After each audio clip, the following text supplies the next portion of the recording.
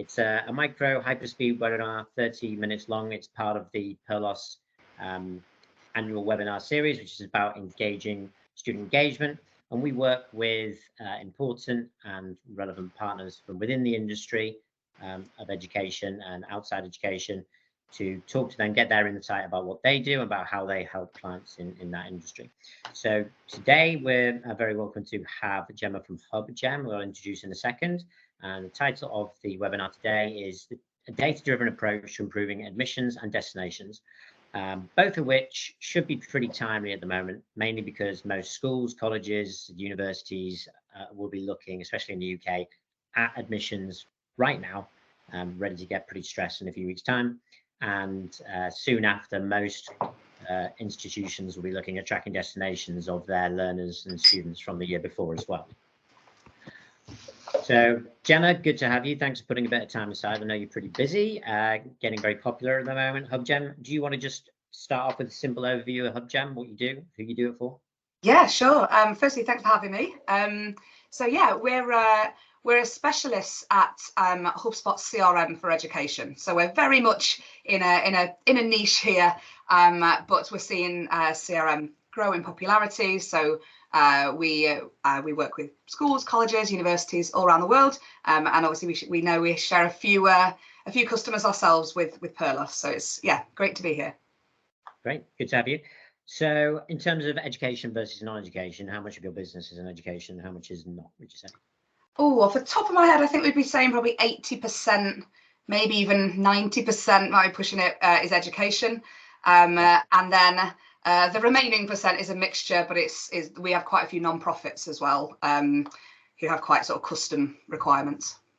Yeah, and why do you think that education seems to like what you do? I think for a long time, education have been, should we say, a little bit lost with systems. I think there's a lot of old legacy systems, and you know, automation is still a fairly new concept in education. So I think there's a real hunger for connected systems and systems that just make life easier. Yeah, I mean, I did a presentation a few months ago, and some of the data was from Hold On IQ, this education think tank over in Australia. And I can't remember what the stat is, but it basically said education is still lagging behind on the digital transformation investment that they make. I think you could probably tell that. And it wasn't because they don't want to put money into it. It was actually the two bottlenecks were people and processes. And I think a lot of education providers would probably resonate with that. But in terms of breaking down the education market, who do you work with in the education market? Schools or colleges, maybe even unis? A bit of a mix, to be honest. So we work with a lot of private schools. We work with quite a few like further education colleges and groups of colleges. We work with a couple of universities, as well as like the smaller sort of alternative HE provider market as well. So it's a real mix. I think the theme is, you know, where we mention schools, it's the fee-paying schools. There's no need for this level of tools and digital, perhaps in the state school sector. But then at further education and higher, it's a real mix.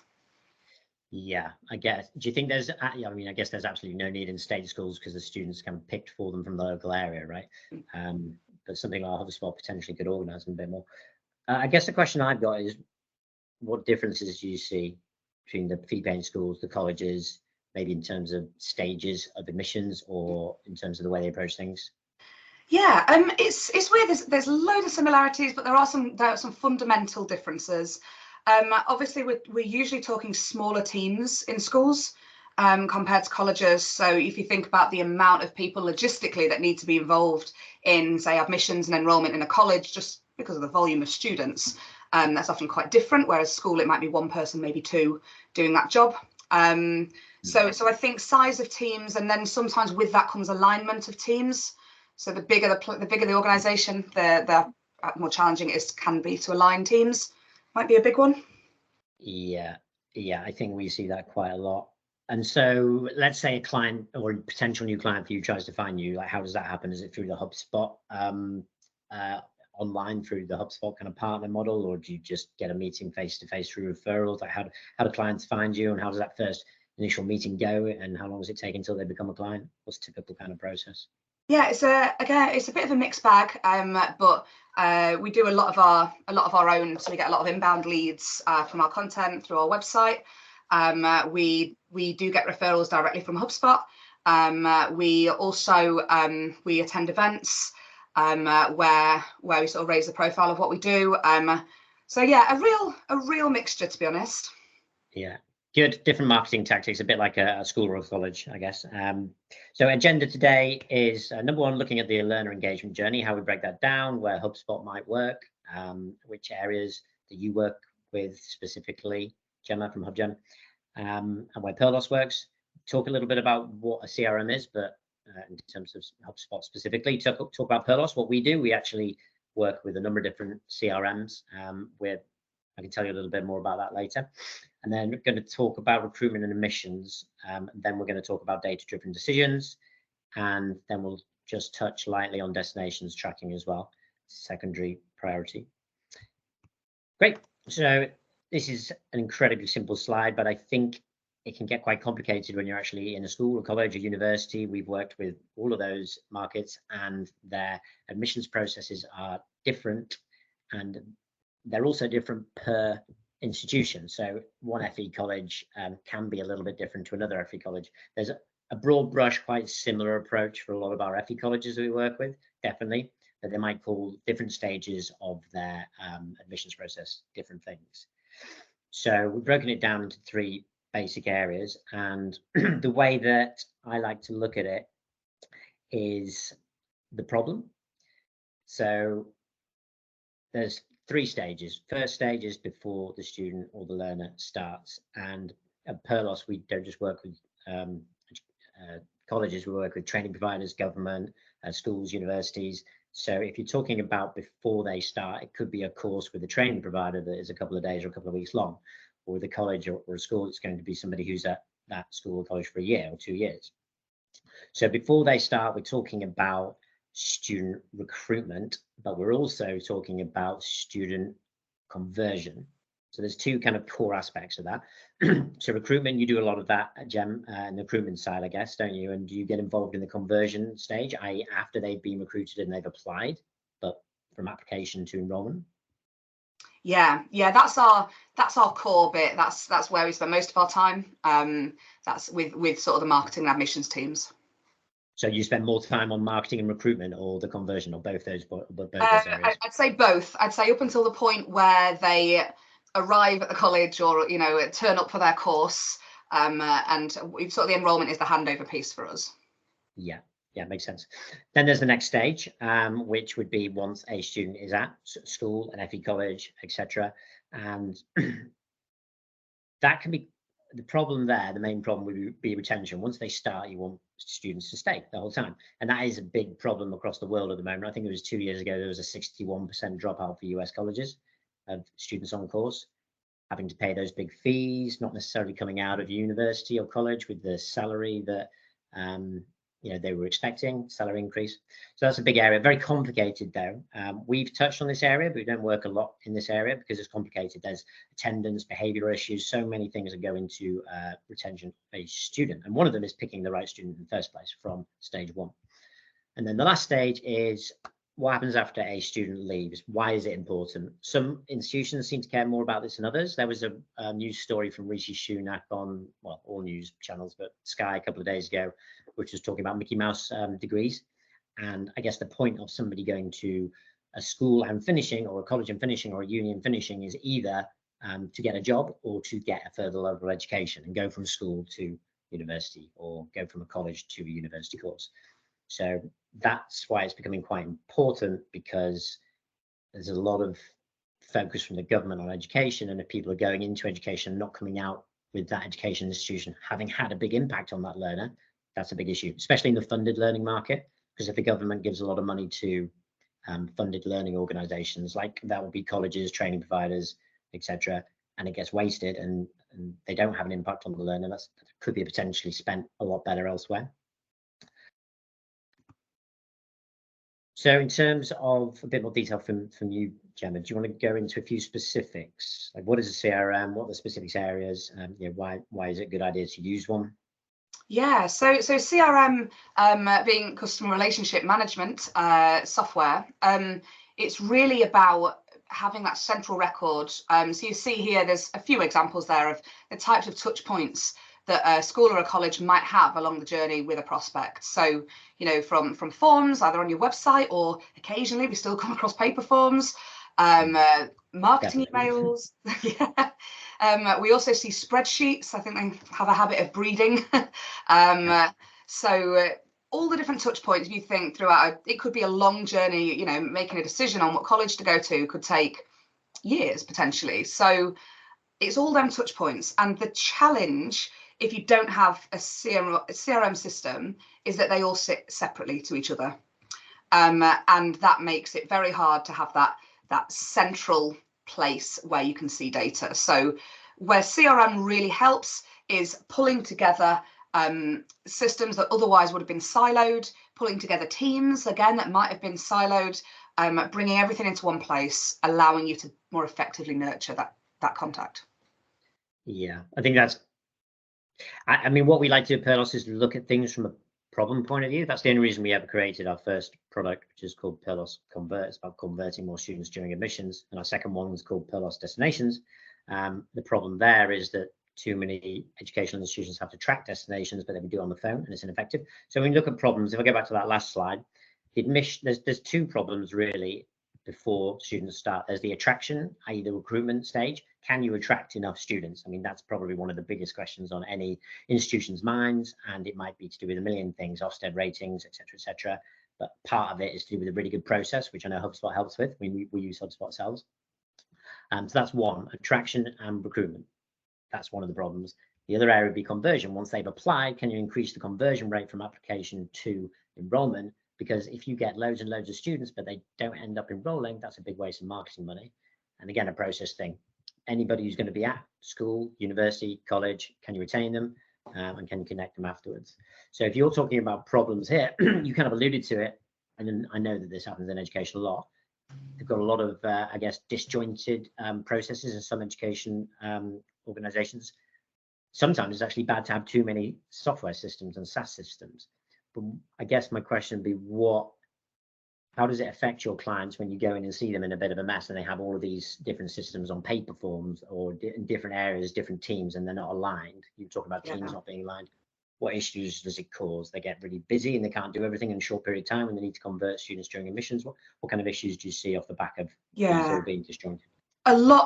So we see overwhelmed teams who are trying and they're like swimming against the tide because everything's manual, and they want to keep in touch with their prospects, but it's too manual and they can't. Or if the marketing's going well, then the admissions team are struggling because they haven't got the processes in place or the systems in place, or maybe the marketing's not going so well, and because they don't have the data that they need in one place in order to facilitate, effective targeted campaigns and things. So it's often a lot of frustration, a lot of just burned out teams who want to do a good job but are struggling, and also people don't really know where to go. They don't know what to do. They don't know what's possible, because take any one of these things alone, there's nothing fundamentally wrong with a digital form. These systems independently might be great, but the problem is that there's, as you say, too many of them. And it's making it very hard for people to, you can't see where you want to go. Yeah, having everything in one place is pretty useful. And in terms of other benefits, you see any other benefits to the CRM? I don't know if you would prioritize any of these in order, but what are some of the other benefits? Yeah, so it's day-to-day tasks. It's, what does the day look like when an admissions person sits at their desk in the morning? Do they know what they need to work on? How are we stopping people slipping through the net? There's one of the big perks is the comprehensive reporting. If you have all this data together, you can report on all this data together, therefore you're more informed and can make the right decisions. A lot of just the ability to be able to nurture, the ability to be able to keep in touch with people effectively. And again, I just think it's about the flexibility, connecting things up and having that data, and then being strategic about what you do with that data. Yeah, I mean, there's a few things I see as patterns in education in general. One is everybody's always very busy all the time. Could be to do with a couple of things. Could be to do with the fact that their money isn't as affluent there in the market compared to like banks or big tech companies. Could be, and almost certainly is, partly to do with, at the moment, staff issues. Probably the biggest issue in FE at the moment is the amount of staff they can't get, and it's always been a bit of an issue in schools and universities as well. So that's why I guess you need to be more efficient. From a Purlos point of view, our product, which works through the admissions cycle, what problems do we see? We definitely see busy admissions teams, mostly busiest around now, kind of 2 or 3 months around now, up until enrollment, which is first few days of September. So that's definitely the busiest. Some organizations getting temporary staff, some of the bigger organizations. So that's one problem, busyness of the admissions teams and resources to make that team bigger.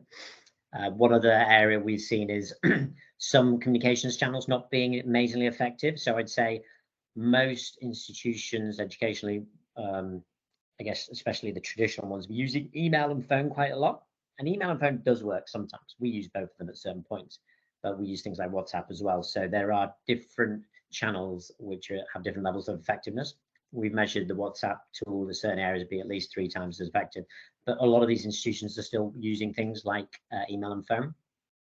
And in a college, for instance, we know that if you get sent an offer out after your interview, that a lot of people wouldn't actually read that email.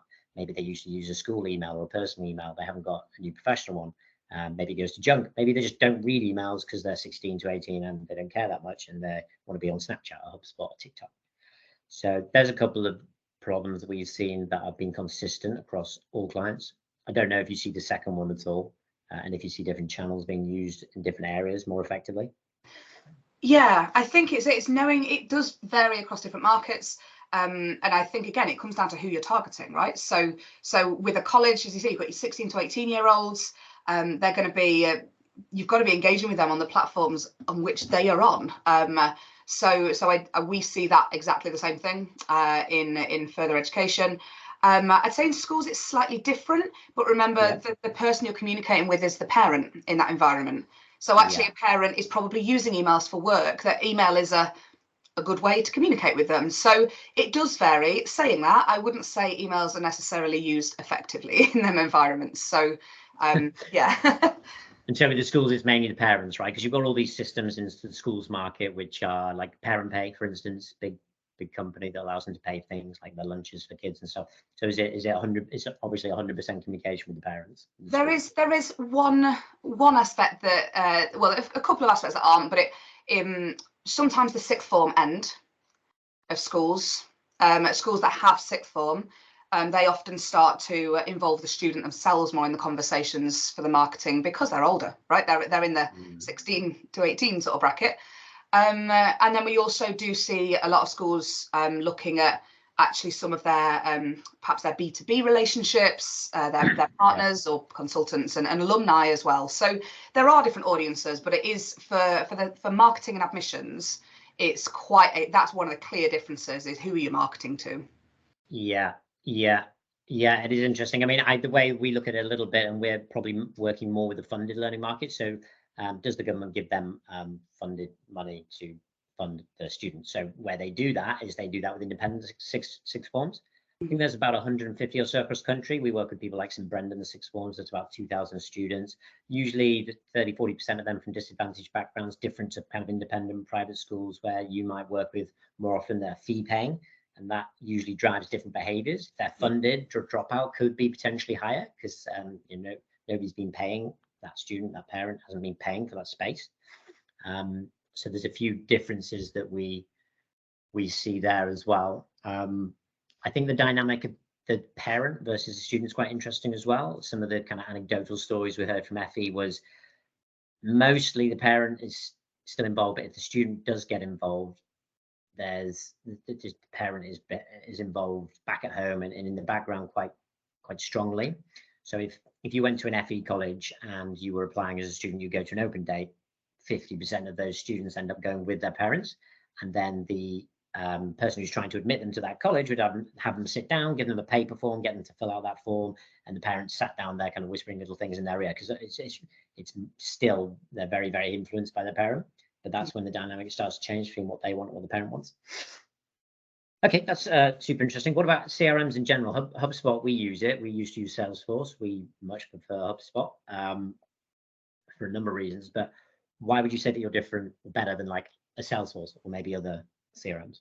Yeah, I think there's certainly a place in the market for your Salesforce, and you know, but for education in particular, I think it's the simplicity, it's the user interface, it's the fact that you don't, you know, it's one joined up system where you can easily, you don't need a sort of a techie degree to go in and be able to just navigate the system.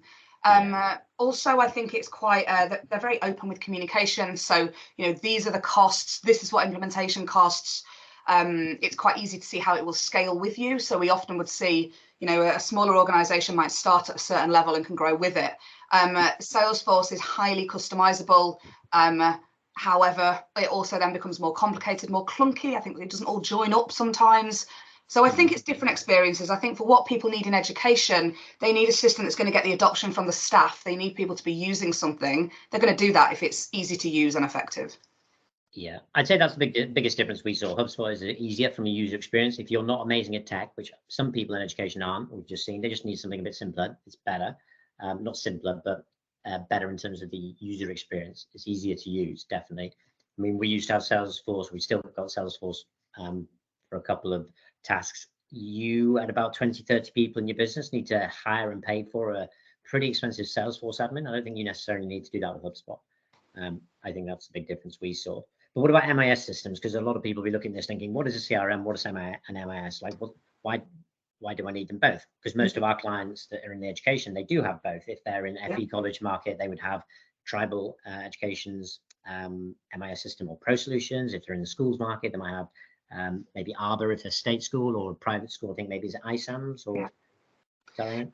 Yeah, so the MIS system is so MIS, Management Information System. It's usually used for the day-to-day running of the school or the college.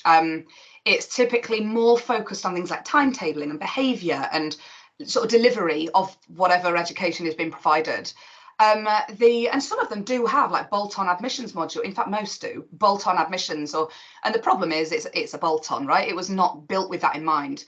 So I think the real benefits, and again, I think there's been a real shift in the market to this mindset more in the last few years, has been actually we want to be able to use all the amazing sort of nurturing and automation tools and all the other stuff that CRM gives us, but we're not trying to replace, we're not trying to run the college on it, because there's this, you know, you've got to do behavior, you've got to do timetabling. So I think it's that balance, and obviously with that you pick the point at which the data goes into the other system and continues. Yeah, I think engagement is probably a good word, because one of our colleges would use, I think it's Tribal, their MIS system, and they've got all their data there, but those systems are so, the technology is very old school, but it's just interlinked into all their processes. So they've got all their data in there, but they're never going to be able to send, you know, triggered emails or triggered messages on WhatsApp to different people at different times. It just can't do that. The Tribal or the Pro Solution system, when you send a text, you can only send one text for up to 100 text messages, and if they're going to develop that feature, it takes them 3 years. So that's kind of the advantage. If you really want to engage the learners, you need to use both. Just more advanced. Tell you a little bit about what Purlos does. So we've been going a few years, and we've got two products. One is Purlos Convert, which is this product which is mainly being for FE colleges to increase conversion rates during admissions. We got another 220 students for BMET in Birmingham last year. We've got 70 extra students for Dumfries up in Scotland, and each student is worth 5k to each college. So it makes quite a big difference. We also have our other product, Purlos Destinations, but in terms of recruitment and admissions, what we do is we link into a number of different MIS or CRM systems, and we're all about engagement. So there's two things that Purlos does. One is improve engagement with students, and that is through a number of different things. We decide on which channels are best to get which student at which time. So we might use WhatsApp and text instead of email or phone. We know in terms of when we should get hold of students. So from our data over the last 3 years, getting hold of a 16 to 19-year-old would be 9:35 on a Friday when the college staff aren't working. And it makes quite a bit of difference. If you're getting hold of an adult funded learner, that would be earlier morning during the week. And then over the last 3 years, we probably A/B tested about, I don't know, maybe nearly 100,000 different messages. So we know when to put a question mark at the end of a sentence to increase response rate by 19%. We know to make the tone for younger students more upbeat and jovial and more professional for older students. And so all of those different kind of muscles that we've grown enable us to get hold of about twice as many students as our clients used to be able to do. And I'll talk about nudging a little later, because I think you also look at the kind of nudge theory approach, Gemma, don't you, in terms of moving from stage to stage during admissions? Yeah, absolutely. Yeah, so important. Yeah. This is just a show of the dashboard, but how we'd work with clients, it would take us 4 weeks to onboard them. We'd get a WhatsApp account set up with them. They get their logo on WhatsApp, and we'd go out to students on WhatsApp initially, and then we'd automate to text. And then we've got a digital assistant called Jenny, where we would automate a lot of the work. So this service is actually it's outsourced. It's a managed service. So if you want to get hold of students you can't get hold of, or you just want to get a number of extra enrollments, you just come to us and say, right, Purlos, come and work with us, and we'll design conversations with you, or you can just pick from our conversations, which we know work in that market. But as I said, mainly FE. So this, I'll just give you a quick overview of the destination side of things. So destinations are becoming quite important to quite a lot of organizations across the country. And that would be more so for schools now, slowly. FE colleges, definitely, training providers, even government. And the main reason is because all of the funded money given out to learning providers is not necessarily being spent that well. Take, for example, apprentices. I don't know if you know, Gemma, but there was about 42% dropout a couple of years ago. And that's not amazing if you're spending X amount on apprentices.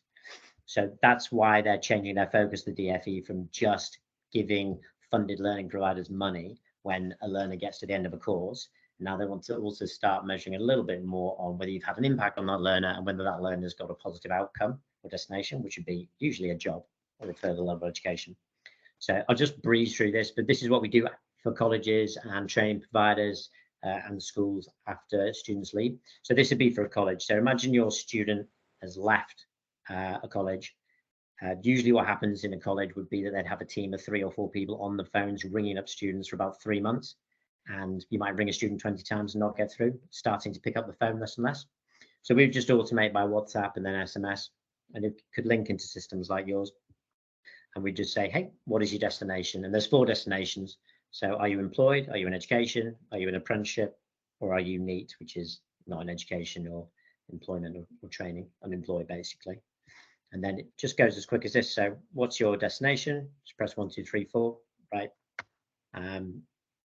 I'm in a job. Great. Are you working full-time, part-time? Just press 1, 2, 3, 4. When did you start doing destination? What sector you're in? The employment information can be quite important. And then is your role related to what you actually studied with the college? That's an impact question. And all these questions are pretty tailored. So this is a second area where we've worked with clients, which is becoming quite popular. Have you ever had any clients ask about destinations yourself, Gemma, or not really? Yeah, a little bit. Probably, I can absolutely see where they benefit from that, actually. But yeah, it tends to be around when they're thinking about alumni and trying to re-engage them. But there's a need for this data. I think people just maybe don't know how to get it, because, as you say, you can be trying with old methods, calling people, and if you're not getting anywhere, that's a lot of manpower to try and get it. So I think, yeah, it makes so much sense. Get them on the channels that they're on, make it as easy as possible, and that's got to increase the response rate. I guess different institutions want to do it for different reasons. Imagine if you're Harvard, right? You're probably trying to get back in touch with Mark Zuckerberg, so he'll give you £10 billion for Harvard Medical School.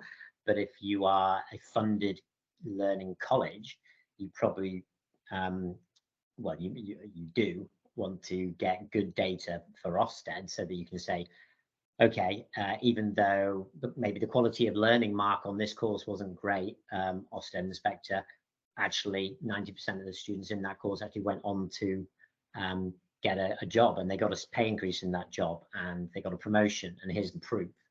So that's where it could be a bit different. We do a lot of things where we send messages to figure out what the students on each course gave in terms of feedback. So what do you think of your course, 1 to 10? And there's always a list of courses which are getting really bad feedback. And you think, why is that? Do you need to stop doing that? Maybe you don't need that course or those expensive tutors. Maybe you just need to improve the course. A lot of the time we found out that it's just the way the colleges are actually communicating the course. So that feedback is quite good on what did that learner actually experience during that course, and how can you change? How can you improve? That's what institutions need to do. So this is just an example. It's actually quite an old example, but we write thousands of messages for colleges in different areas. This is just an example. So super short. This is for a 16 to 19-year-old. This will go on WhatsApp first and automate to SMS after. But this was for Nescott College in Surrey. So how happy are you with your course? Ofsted had actually said recently this year that careers advice cross country is a big area of focus. Supposedly the quality is just not up to scratch, even with Gatsby benchmarks at school. But simple questions, as long as they get through on WhatsApp rather than email and phone, where it's harder to get through. We just used to ask things like, okay, how are you feeling about your course before admissions? Excited, fine, unsure. As soon as people start answering 3, those things are highlighted with clients. Is there any reason that student might not want to start with you? If somebody's actually accepted an application form for an FE college, it doesn't necessarily mean they're going to start. I don't know what that's like with you, Gemma, but if you're working with schools, if they're fee-paying schools, I guess, if they've accepted that offer, then do they always start? Not necessarily. It tends to be if they've paid the deposit, then they do. Yeah, okay, so if they pay the deposit, so that's the key kind of inflection point for you. But before the deposit, maybe there could be nudge points where you can ask them, okay, if you haven't paid the deposit, why is that? What's your worries? What are the objections you have to actually paying the deposit or starting with the school? So I'll leave this slide to you, Gemma, but in terms of recruitment and admissions, specifics about how you might use it, what happens with clients? Yeah, so it's all about getting the data, right? So as you've shown there, getting that feedback, getting that data so that you can use it, I mean, for whatever you need it for, right? So ultimately the CRM, what it's doing is giving you a central place where you can go to that record, see the history of that student or that parent with your college or your school, and you can use the data on there to inform what you do next. So this is what it looks like, right? So these are your steps through the admissions process. Are these always the same? No, they do vary as well. So this can be fully customized, but yeah, it's taking that data, it's taking people on a journey, whatever your journey needs to look like. It's avoiding sort of people slipping through or manual tasks, and it's really about remembering that every individual is on their own journey. That doesn't mean that every individual has to get an email that only they get, which is not scalable, but it's about using that data to make sure that you can really give them the most relevant personalized communications. And then the pipeline view on the next slide there is really key. This is this is the deal pipeline in HubSpot, and this is how you can track a student through their journey. In a college, this might be an application. In a school, it might be a lot of schools start right at inquiry point. There's a whole load of different ways you can set this up, but essentially you think of the data you're getting behind the scenes here. What is the conversion rate between inquiry and application received? Why is that? What comms are people engaging with at this stage? 50% of all of the leads that came from this source made it to application received within 1 month of initial engagement, or whatever data you need. By having it all in one system, marketing, admissions, everything of that journey, we find that it's really quite powerful. Yeah, and the question is, if X percent, 10-20% of students or applicants have been in stage 2 or stage 3 for more than a month, how can we highlight that, and why? Exactly. And why is that? Yeah. Okay. I mean, this is quite useful. You can see the kind of conversion rates to the next stage. And this is another snapshot from the HubSpot system. Yeah, so then the key is that this data that you're getting, it can be put to use in a whole load of different ways, all within the same system. So it's not like, oh yeah, we managed to work this out because we extracted it and put it in a spreadsheet and built a report. Instead, this is all in one platform, and you can build automation within the system. For example, you know, we mentioned there nudging, so reminding people, whatever that may look like at any stage. You know, we see a lot of open event sign-ups for a college. Sign up for an open event. There could be a lovely form on a website. This is all CRM functionality. That form updates the record in HubSpot to show that they have registered. They then get reminders that don't forget your open event is coming up. You could use it to set tasks for team members. And then, of course, all this data can go into to create sort of tailored emails. You can have smart, so automatic dynamic content. You know, this email going to this audience. If the student has said they're interested in this course, show this image. If it's this course, show this image, for example. And then the cherry on top there is this reporting. This level of data gives you serious insights. And how much do you segment? Like, I guess I'm talking about, firstly, how do you segment the tasks from a staff point of view? Like, how do marketing and admissions use it differently? And then from a student point of view, on average, are schools sending out messages to 50 different types of students per every course, or is it just a couple of different times based on 2 events running concurrently? So maybe take the first one of those. So in terms of staff, admissions and marketing for us is the 2 key areas that would use our system. But for you, how do they use it differently? Yeah, so for marketing, actually the task function is usually less relevant. In marketing, it's more about taking the data to make strategic decisions in order to, you know, we're going to build a keep warm journey here. We've worked with colleges who've built out fully automated 2-year lead nurturing journeys that nudge people along in different ways. And we're talking, you know, pre-application, like really earlier in the journey. So that the marketing side is more about taking that data and using it to build better journeys. The admissions team is where you really benefit from the task creation. You know, this person's gone quiet, do you want to call them? Or this person's gone quiet, do you want to review their application or whatever? Yeah, sounds a little bit, and then do people call them after those tasks? It sounds a little bit like marketing is longer term, maybe more automated, more scalable, and then the admission side is like, you know, maybe a shorter period of time. We want to get hold of these people through the system, but then maybe they would set a task to call that person and maybe get them in a more timely period.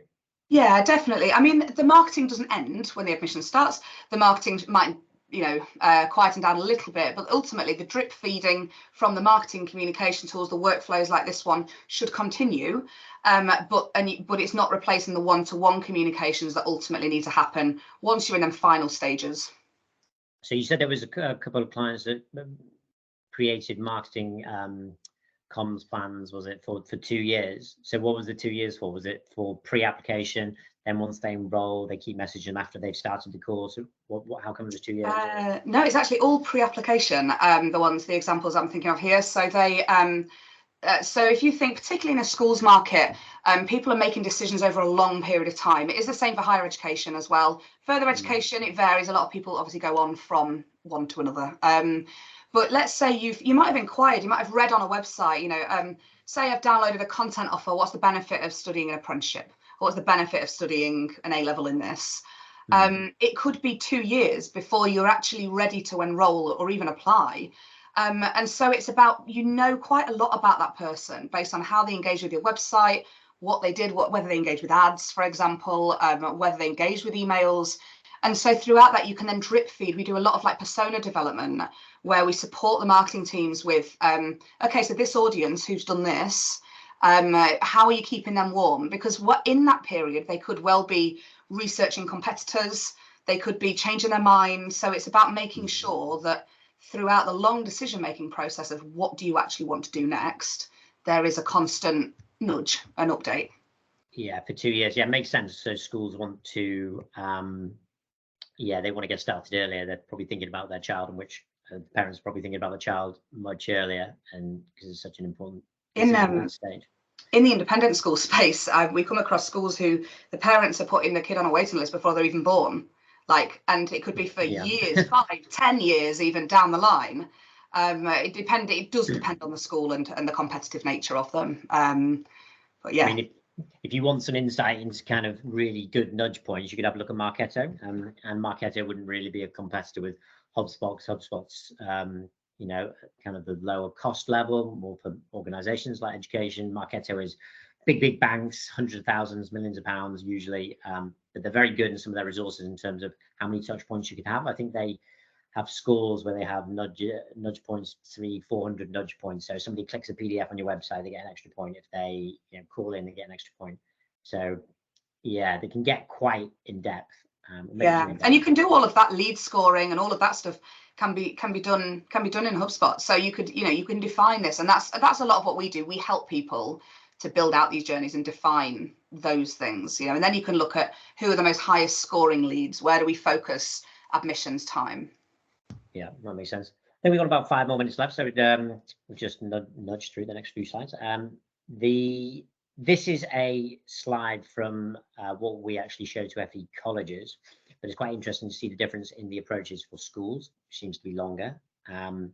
Also, obviously parent-led. The colleges, less parent-led, but still parents involved. I would say that the 2 typical admissions and enrollment and inquiries kind of processes we see for 2 of our key clients are FE colleges and training providers.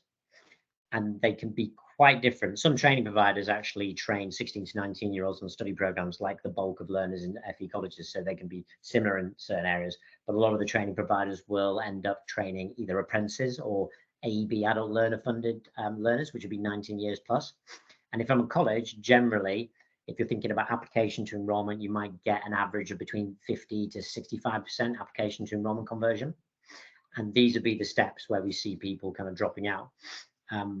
So I'll just go for the FE college one first. You think about applications. A lot of applications will get half filled, so already potentially losing. Maybe you could message people around that period to get more people to finish off a full application, fill that top of that funnel first. Events is the same for schools, colleges, universities, whatever. You need to make sure that you remind people to come through the best channel. But also at colleges, they would get the students to, or applicants to fill out a paper form, sometimes online too. But the question I ask them there is, if they fill out a paper form, based on your conversion rate only being between 50 and 75%, how are you sure that they're going to come? Sometimes they've just filled it out, but they filled it out for another 10 colleges. So we've started asking colleges to ask whether that student, whether that college is that student's top choice. It's a simple one, you know, are we top choice, or are we second, or are we below? And then we ask them about whether they're on the right course. Another good reason for dropout, because if they're not on the right course, not sure what they want to do, 3-4 weeks into college, they drop out. That's bad. One of the biggest areas is enrollment. A lot of people don't turn up to enrollment in the college market. And sometimes it's just because they're not organized, haven't got that message, and they just need a little bit of a nudge. And once they're actually at college, we work on anxiety, mental health, checking whether they're okay, which was a big issue during COVID. So that's typical college process. Big difference with the training providers. If it is an AEB provider, adult learning provider, 19 years plus, typically you would get, and this is the same for skills boot camps, which are getting very popular, and it's a DFE focus at the moment. It would be much higher numbers of applicants. You might get hundreds, thousands, and the conversion rate would be more like 2, 3, 4%, so much lower. And it's more like a sales approach where you're trying to close an adult learning to a course, and that's how it is. That's why the conversion is low. So the whole engagement and keep warm period wouldn't be like a school, wouldn't be like a college. Schools might be 2 years, colleges might be 6 months. With a short course like that, it could just be days or weeks. And so that's why you need to get hold of people quickly and then convert more people quickly. So that's a slightly different approach. Great. Okay, well, we'll just wrap up now. I'm just going to talk a little bit about destinations tracking, because it is becoming more important for funded learners, but also particularly for some of the schools across the country as well. We haven't got too many schools using this system for us at the moment, but it's partly due to budgets and things like that. May create a school's version of the system.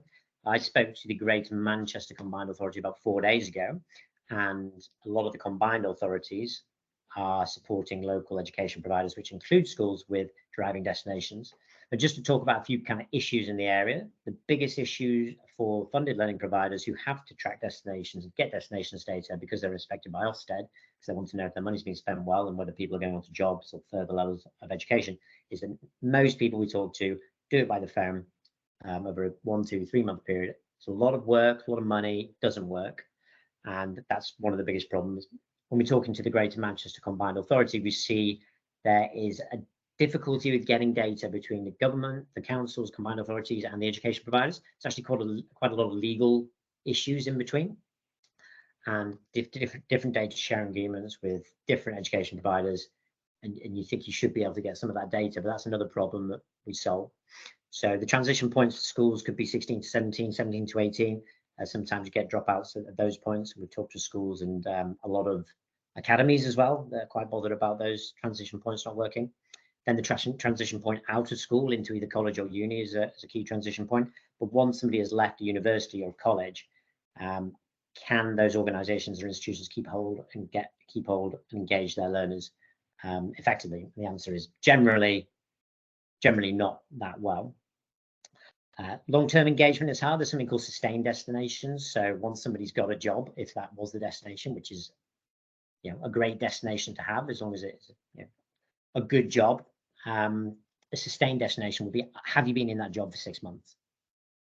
Maybe have you been in it for 12 or 24 months, but the actual rule for funded learners is have you been in that job for 6 months, which would be a good indication. So we track that as well. But we can use this data to actually inform course and curriculum design, but also to predict dropout, which is quite useful. So just a bit of an idea of what it looks like. We create a question set with the clients, which can sometimes be different. And part of it is to track a higher percentage of students and where they go, but part of it is to track a lot of data around what impact you're having on learners, which is more important for funded learning organizations. With the universities who are fee paying, we actually work with them to engage more learners with their careers teams. And then that's the difference. Thanks a lot for everybody today coming along. We had a few people which didn't make it, a number of different reasons, but we will send this out as we always do by email, and we'll also highlight any future webinars on LinkedIn. Thanks, Gemma, for coming along today. We appreciate it. I know you're busy. And just a little bit about this next webinar. Yeah, thank you for having us. So we run a HubSpot user group for education in the UK. A real mixed bag of all sort of type of organisations on there. We run regular webinars on there. So the next one coming up very soon is what's it like implementing HubSpot in a school. So that will address some of the concerns and challenges you might face. So yeah, keep an eye on that. If you sign up to the hub, you'll get updates for our upcoming ones as well. Yeah, perfect, really interesting. And we'll send these slides out so you can have the QR codes.